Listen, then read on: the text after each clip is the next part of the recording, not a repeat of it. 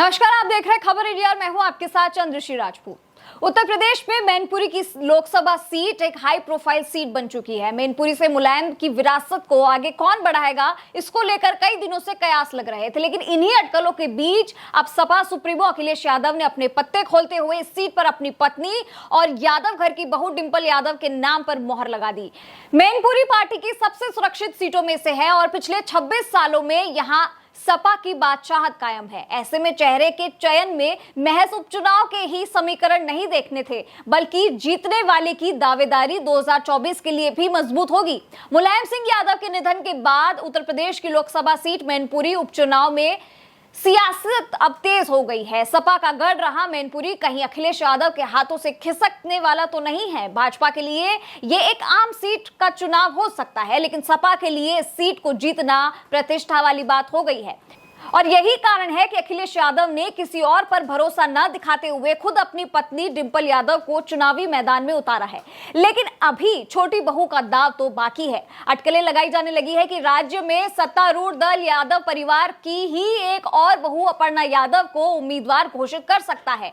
कयास लगाए जा रहे हैं कि भारतीय जनता पार्टी मुलायम सिंह यादव की छोटी बहू यानी अपर्णा यादव को मैनपुरी से चुनावी मैदान में उतार सकती है। लेकिन इसी बीच एक और खबर आती है। मुलायम सिंह यादव की दूसरी बहू अपर्णा यादव ने यूपी के भाजपा अध्यक्ष भूपेंद्र सिंह चौधरी से मुलाकात की है और सिर्फ अखिलेश की ही नहीं बल्कि पूरी सपा पार्टी की इससे सांसें चढ़ गई है। हालांकि अभी तक यह तय नहीं हुआ है कि भाजपा मैनपुरी के सियासी मैदान में किस उम्मीदवार को लाने वाली है, लेकिन लगातार चलते इन मुलाकातों के दौर में सपा की सांसों को थामे हुए है।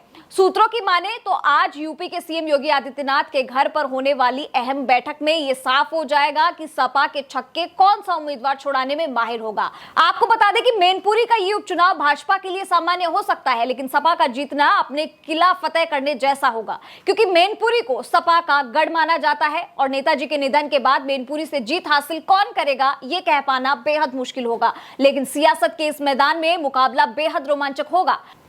आपको बता दें कि इसी बीच नेताजी की छोटी बहू यानी अपर्णा यादव की यूपी भाजपा के अध्यक्ष भूपेंद्र चौधरी से हुई मुलाकात बेशक सामान्य मुलाकात हो सकती है, लेकिन इस मुलाकात ने सपा में उथल पुथल मचा दी है। हालांकि भूपेंद्र चौधरी से मुलाकात को लेकर अपर्णा यादव ने पहली प्रतिक्रिया देते हुए इस मुलाकात को एक शिष्टाचार भेंट बताया है सिर्फ, लेकिन यूपी की जनता इस भेंट को यानी कि इस मुलाकात को मैनपुरी उपचुनाव से लेकर जोड़ रहे हैं।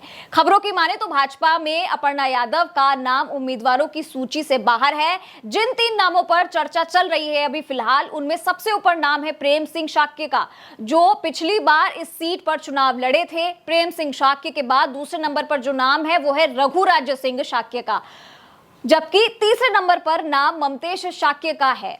पार्टी के मुखिया के तौर पर मुलायम की राजनीतिक विरासत पहले ही अखिलेश यादव की हो चुकी है। डिंपल यादव को चुनाव लड़वाकर उन्होंने मुलायम के गढ़ को भी अपने ही पास रखने का दांव खेला है। यह पहले से ही तय था कि मैनपुरी से सैफई परिवार का ही कोई सदस्य चुनाव लड़ेगा। सूत्रों का कहना है कि परिवार के किसी भी और सदस्य को टिकट देने पर आगे चलकर दावेदारी और बदलाव में दिक्कतें आ सकती थी। सीट की अहमियता को देखते हुए राजनीतिक आकांक्षाओं के टकराने का भी खतरा था। डिंपल की उम्मीदवारी से ऐसे सवालों और टकराव की संभावनाएं खत्म की जा सकेंगी। मुलायम के निधन के चलते यहां सहानुभूति फैक्टर तो रहेगा ही, डिंपल की दावेदारी से चलते ये सीट अखिलेश की प्रतिष्ठा से भी जुड़ी है, जो कि बेहद अहम है। इससे कार्यकर्ताओं और कोर वोटरों में भी बिखराव की आशंकाएं दूर की जा सकती है।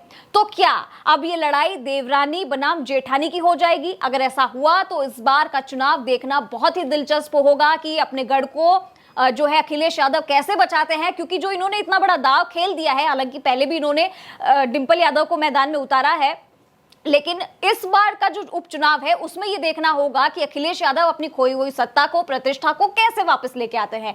इसी के साथ आप हमारे वीडियो को लाइक, सब्सक्राइब और शेयर कर सकते हैं। हमारे चैनल को बेल आइकन दबाना मत भूलिएगा और हाँ, चुनावों पर सबकी नजर रहेगी, उसकी पल पल की खबरें खबर इंडिया आप तक पहुंचाता रहेगा। नमस्कार।